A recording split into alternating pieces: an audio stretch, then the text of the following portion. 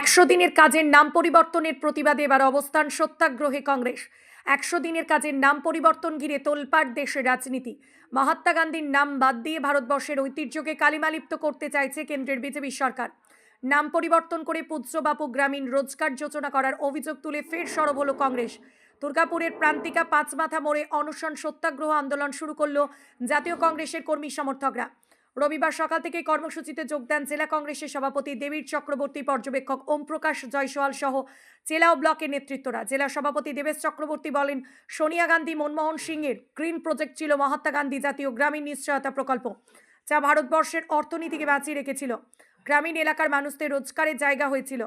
সেই জাতির জনক মহাত্মা গান্ধীর নাম পরিবর্তন করে দিল দেশের প্রধানমন্ত্রী। তারই প্রতিবাদে আমাদের আন্দোলন চলছে। নতুন নিয়মে আবার বলা হয়েছে 60% কেন্দ্র দেবে আর 40% রাজ্য দেবে। যে রাজ্য সরকারের অর্থনীতি ভারে মা ভবানী, তারা কিভাবে টাকা দেবে? সরকারি কেন্দ্রীয় সরকার পরিচালনা করতে চাইছে এই প্রকল্প। এভাবেই ভারতবর্ষের অর্থনীতিকে ভেঙে ফেলে দিতে চাইছে আর এই প্রকল্পকে বন্ধ করে দিতে চাইছে। তারই প্রতিবাদে আমাদের আন্দোলন জারি রয়েছে। 3 নম্বর ব্লক কংগ্রেস সভাপতি তাকে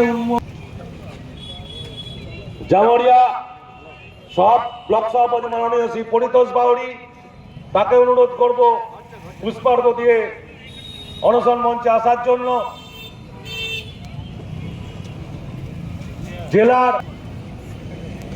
জেলার সম্পাদক মাননীয় সোমনাথ চ্যাটার্জি, তাকেও করব গান্ধীজির প্রতিকৃতিতে পুষ্পার্ঘ্য দিয়ে এই অনশন মঞ্চে আসার।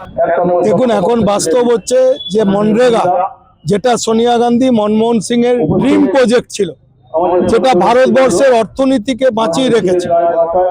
নোটবন্দি, কোভিড থেকে শুরু করে যখন ভারতবর্ষের গোটা পৃথিবীর অর্থনীতি যখন ভেঙে পড়েছিল, তখন এই মনরেগা প্রকল্প এটা বাঁচিয়ে রেখেছে। সেই মনরেগা প্রকল্পের নাম এবং তার পুরো কাঠামোকে পরিবর্তন করে এটাকে বন্ধ করার চেষ্টা করছে বর্তমান বিজেপি সরকার। মহাত্মা গান্ধীর নামে যে প্রজেক্ট, তার নামটাকে ভিজি রামপাম নামে সব প্রজেক্টে নিয়ে আসছে এবং মানুষকে বলছে আমরা 100 দিনের জায়গায় 125 দিনের কাজ করব। কিন্তু দেখা যাচ্ছে সেটাকে বন্ধ করার প্ল্যান, যেখানে রাজ্য সরকারগুলো ওখানে 1 পয়সা বিনিয়োগ করতে পারত না, এখন নতুন নিয়মে নিয়ে এসছে 60-40 রেশিও। 40% টাকা সেটা হচ্ছে রাজ্য সরকারকে যেতে হবে। যে রাজ্য সরকারের ভারের মা ভবানী, যারা এই প্রজেক্ট চালাতে পারছে না, তারা দান খয়রাতি করতে গিয়ে অর্থনৈতিক অবস্থা খারাপ করে দিয়েছে, তারা 40% টাকা কোথা থেকে দেবে?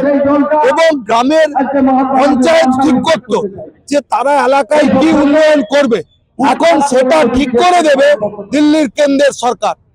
এখন গ্রামের উন্নয়ন প্রকল্প কি হবে, কতদিন এই কাজ হবে, সেটা পঞ্চায়েতের হাতে নেই, সেটা ঠিক করে দেবে মোদী সরকার।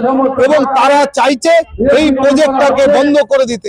আমরা চাইছি অবিলম্বে তার নাম, যেভাবে মহাত্মা গান্ধীর নাম পরিবর্তন করে প্রজেক্টটাকে ধীরে ধীরে বন্ধের চেষ্টা চলছে, সেইটাকে আবার পুরনো জায়গায় ফিরিয়ে নিয়ে ভারতবর্ষের অর্থনীতির কাঠামো, যেটা মেন মেরুদণ্ড, সেই প্রকল্পটাকে বাঁচাতে।